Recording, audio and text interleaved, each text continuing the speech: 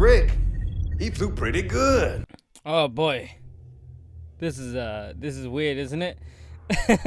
well, while everyone's out here playing Halo Infinite, here I am at Halo 2. This review was supposed to be up quite a while ago, but due to issues with my computer having lots of issues and having to buy new parts with slow delivery, I'm moving everything from old drives to new drives, and lots of personal stuff in my life, and lots of just issues, I will say, overall. Oh boy, this review was not supposed to come out this time. It was meant to come out way earlier. Anyway, Halo 2, huh? Well, I guess I should say I've been doing work on that. So let's get into it. Going into development, I'm not gonna go over everything, only the parts I feel are most notable. And I'm not gonna go over the egg story, cause that's insane. And that could be its whole video in itself. Reading all the stuff was leading me down into a rabbit hole that I don't even know how to even cover. It's insane. There should be a video on it already. I'll link it down below. Do watch it. After the success of Halo Combat Evolved, Bungie never planned to make a sequel or even a trilogy, but due to Halo Combat Evolved selling well over 5 million copies, the team quickly planned to make a sequel by 2002. By 2002, Xbox General Manager Jay Allard confirmed Halo 2 was in development and was supposed to release holiday 2003. The team at Bungie wanted to incorporate core ideas from Combat Evolved. But not only that, the team wanted to go bigger. They remade the entirety of the game's engine and the physics engine. Eventually, the team would suffer from a lack of leadership as Jason Jones, lead head for Halo 2, walked out on the team to go work on another Bungie game named Phoenix. All while this was going on, Alex Sephiroth, Bungie's co-founder, left Bungie, leaving the team in dismay. As the team continued to work on the game, they had to create a demo to show off in the next few months. As February 2003, Halo 2 was to be shown off at E3. The demo showcased a new array of enemies, weapons, and dual wielding. The public exploded with hype, but behind the scene was a distraught Bungie. The demo was all a show. What the team had done so far had to be scrapped. The trailer environments never appeared in the final game due to limitations. Elements like vehicle hijacking were entirely scripted, and in order to keep the game performance at an acceptable level, a Bungie staff member deleted objects from the game as a player passed through. The restructuring of the engine meant that there was no playable build of Halo 2 for nearly a year, and assets and environments produced by the art team and design teams could not be prototyped. After E3, the team realized that much of what they had worked on for the past 2 years would have to be scrapped. It was also at this time Phoenix was cancelled and the whole of Bungie was united to develop Halo 2.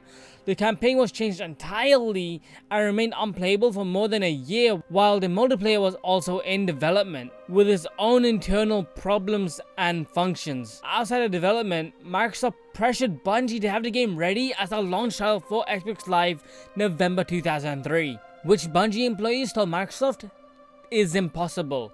They needed more time to work on the game. Microsoft executives had a vote over whether to force Bungie to ship the incomplete game or to give them another year of development time. All the executives voted yes, but Ed Freeze, your boy, walked out in the vote and threatened to resign to get Bungie the extra time.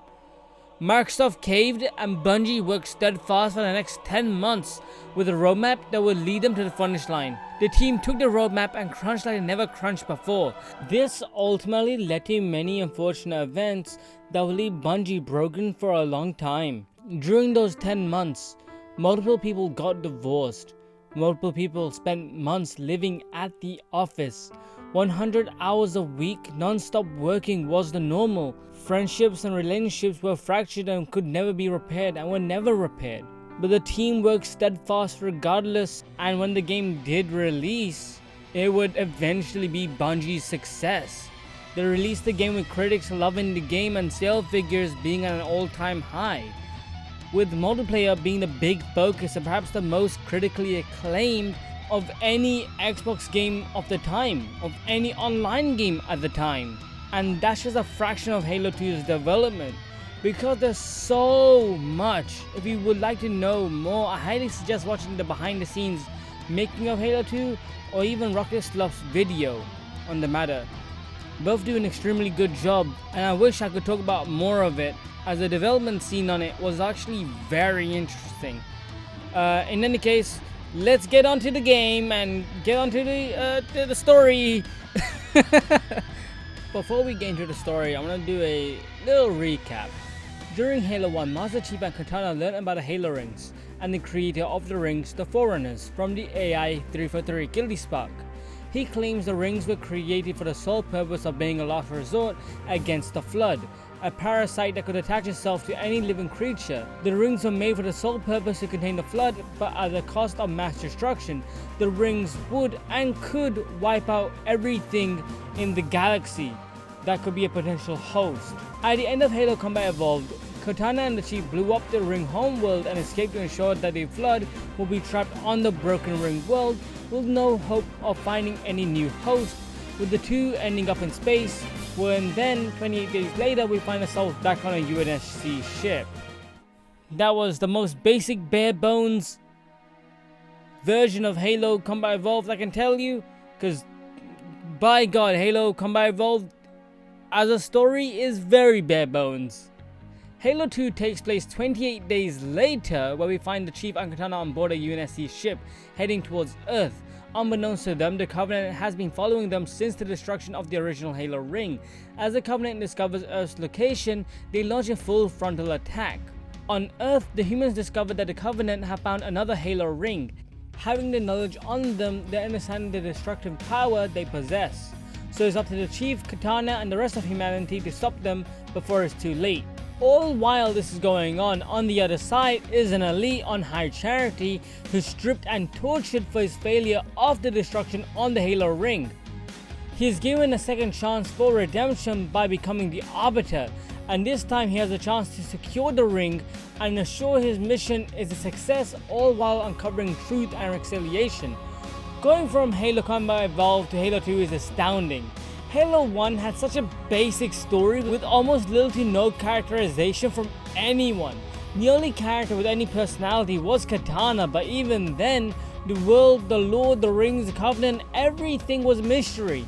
Why did the Covenant want to activate the rings? Why did they sort out to protect them? And Halo 2 takes all those questions and answers them, but from another perspective. We still play as Master Chief, but we also get to play as the Arbiter, a Covenant elite whose very existence relied on him to believe in the rings and the prophets that led him to this point. Halo 2 takes everything from Combat Evolved and expands upon it. The characters like Chief and Cortana have a bigger role in the story, but also are far more experienced despite only having 28 days later of experience. Other characters like Johnson have a much bigger role this time around, but he's also the comedic relief without overstaying his welcome, and all the lines and quips that come out from him are genuinely funny. The message just repeats.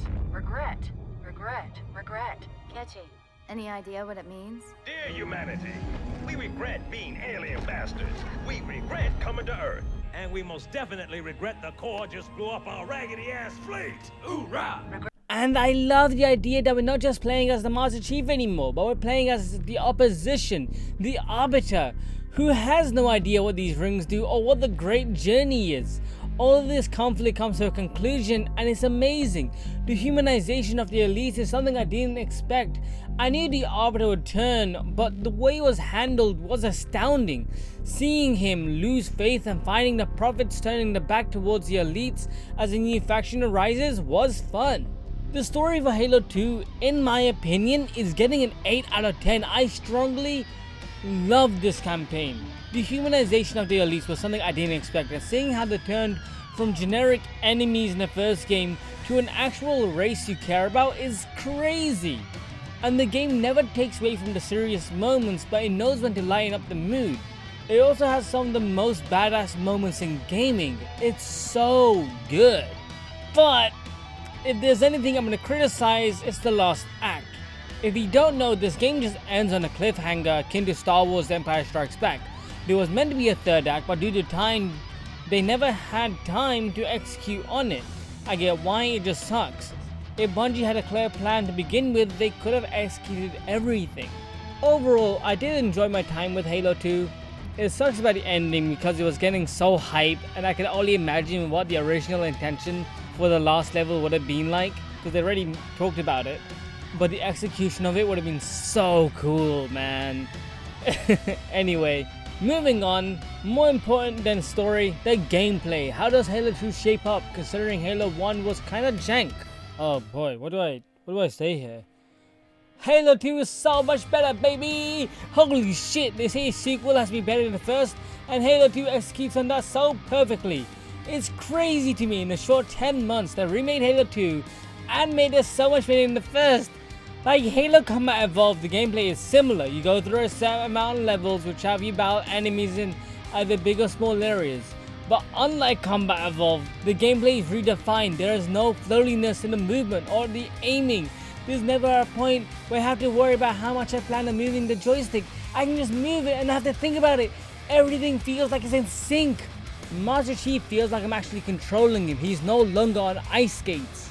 What also helps a lot this time around is the fact that there are far more weapons to use. In Combat Evolved, only the elites could use the energy sword, and weapons in Combat Evolved were limited, so it did end up feeling repetitive. But Halo 2, you can use the energy sword, the plasma rifle, the sentient beam, and weapons don't stop at the human side but the Covenants. And on top of that, the guns are way more fluid and responsive. And with the addition of Bungie being able to add dual wielding, the game is so much more fun. Being able to shred enemies with 2 guns is so sick. And having 2 different protagonists is interesting. They both play differently, but at the same time, they both feel natural. The Arbiter has less shields and dies quicker, but has the ability to turn invisible for a short amount of time, for a possible ambush or to quickly pass by enemies, whereas the Master Chief has more shields and health, so it's easier to go in guns blazing, destroying whoever's in front. I personally do enjoy the differences between them, as the level structure for both also played very differently. And having different weapons for both and having different allies and enemies for both makes for a more engaging gameplay experience. And going back to weapons, there's an argument as to what guns you prefer. In Halo 1 you're given the assault rifle, whereas in Halo 2 you have the battle rifle. Both are good, but personally prefer the battle rifle, and I can actually aim the damn thing without wasting ammo. But it doesn't go brap brap. What else to talk about?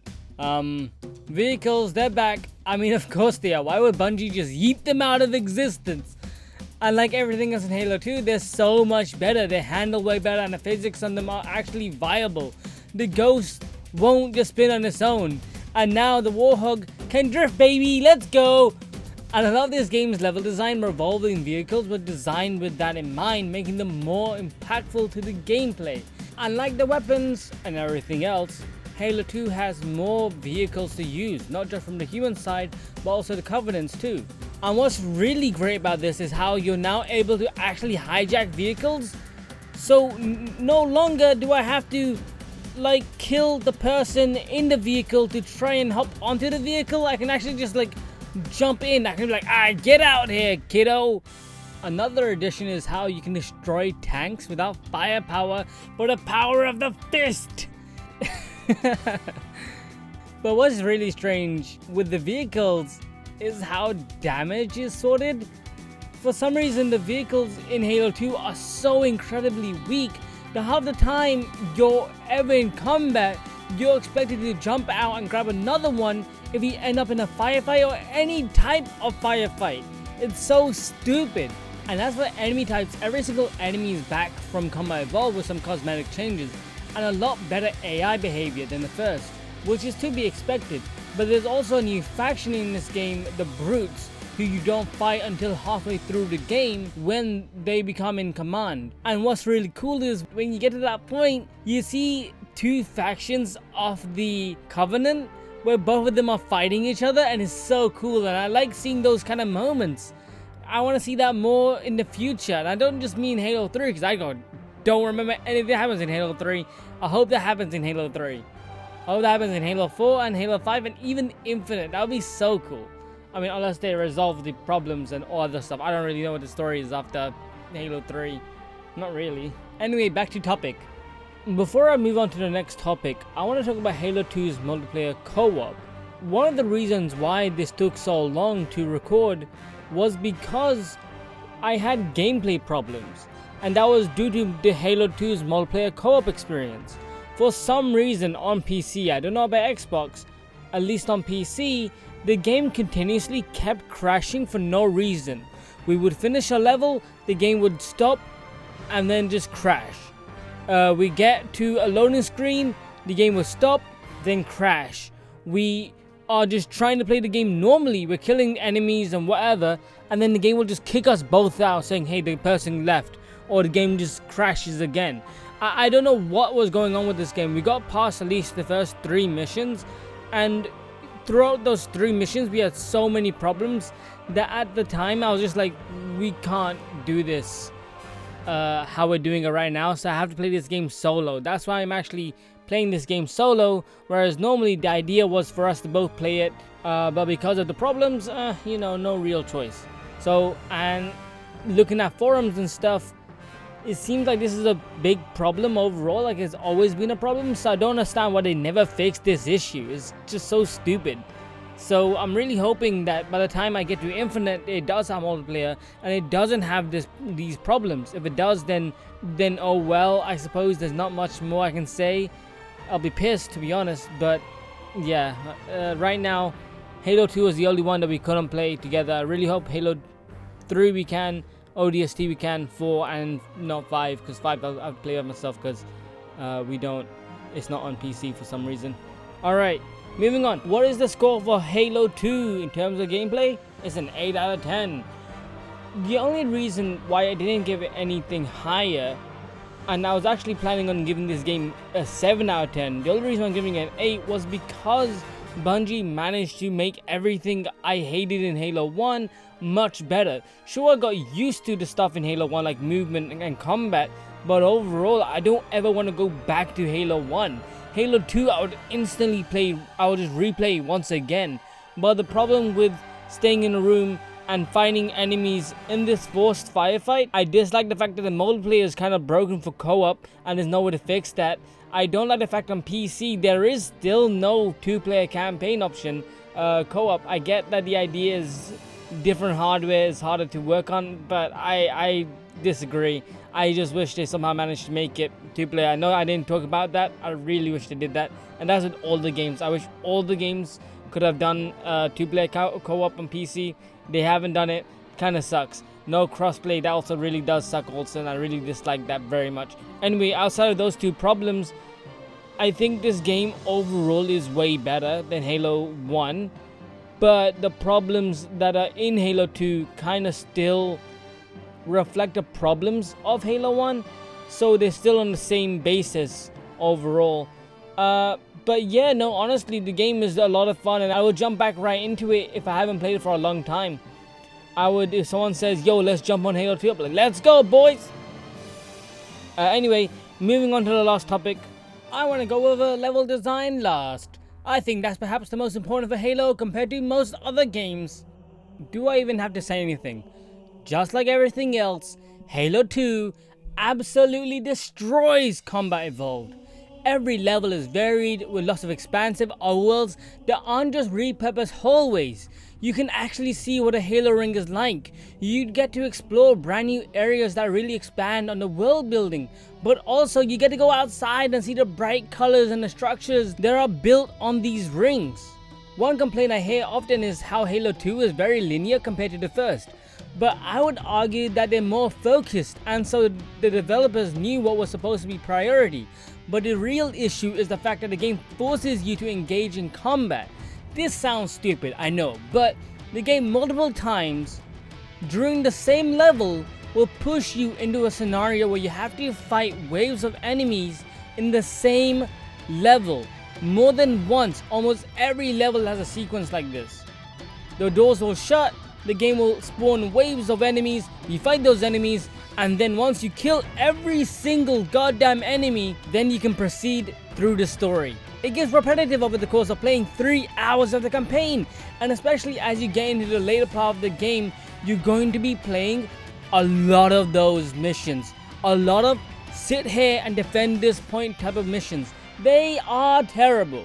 One level in particular is guilty of this, and if you die, you restart all the way back to the beginning, despite being near the end. It sucks. but it's not as bad as the library. Nothing will ever get close to the library. That shit was so bad. Other than that, both the Chief and the Arbiter are in completely different areas, so you never explore the same area twice. Although the level design by the end of the game, again, did feel repetitive, but not as much as Halo Combat Evolved, but very slightly. You can see the repurpose of some areas where the level could have been a bit shorter. Outside of that, the only other problem I have with Halo 2 is that it just ends. I wanted to play more there and then, it's so good, but what can you do, huh? Oh, and when it comes to the Anniversary Collection, 343 did an amazing job on the recreation. Everything is spectacular, and I love the new CG cutscenes, and that was level design. Overall, I think Halo 2's level design is way better than the first by a large margin. It's not even close. And before I end the review, I really want to get into the multiplayer aspect, as I never really went into the development history of it, but it had just as many problems as the campaign, and it's really interesting. I just wish I had more time to get into it. And once again, there should be a link down below if you would like to see the full history that should cover that aspect, and I would highly recommend watching it because it is, again, very interesting. But how is the multiplayer now in 2021? Kind of just made this video irrelevant, didn't I? In the future. It still works currently and has quite a few number of people still playing it. But how is it? It's really cool. I never grew up with Halo 2, but hearing how incredible it was at the time, I could never appreciate it. So having played it, it's really enjoyable. I found it a lot of fun. Both versions, the original or the Anniversary, they're both spectacular. But there's not really a lot of depth to it. At least I can't seem to notice. The modes are limited as to what I'm used to, but overall I think the game is fun. The levels that you go through I do find a bit strange though, as some levels in the OG Halo maps weren't part of the campaign. It's strange because I noticed one of them was from Reach, but we never went to this area in the campaign, but we're here in the multiplayer. So I don't know, I just find that very strange. And with that, I'm gonna leave it. I gotta say, Halo 2 is one of the best games of the Xbox, of the original Xbox, and on the Master Chief Collection.